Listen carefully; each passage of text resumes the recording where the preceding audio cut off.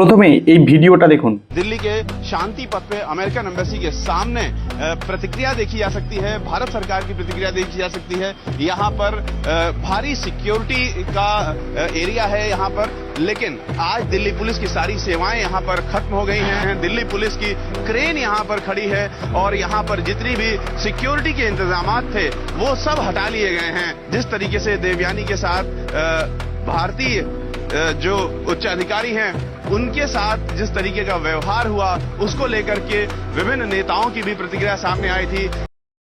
এই ভিডিওটা 2013 সালে যখন এদেশের প্রধানমন্ত্রী ছিল ডক্টর মনমোহন সিং, সেই সময় একজন ভারতীয় কর্মচারীর উপর মার্কিন যুক্তরাষ্ট্রের অহেতুক আচরণ খারাপ করা তিনি এমন সিদ্ধান্ত নিয়েছিলেন দিল্লির বুকে। কিন্তু আজ একের পর এক পরপর 3টে ডেটে 3টি জাহাজের উপর হামলা করা হলো ভারতের, আর সেখানে ভারতের বিদেশ মন্ত্রক থেকে প্রধানমন্ত্রী আমেরিকার বিরুদ্ধে একটা কথা পর্যন্ত বলতে পারছে না, নামটুকু মুখে আনতে পারছে না যে এই আমেরিকা আমাদের জাহাজে হামলা করেছে। নিন্দা তো দূরে থাক, দেশটা কি স্বাধীন আছে না আমেরিকার হাতে চলে গেছে?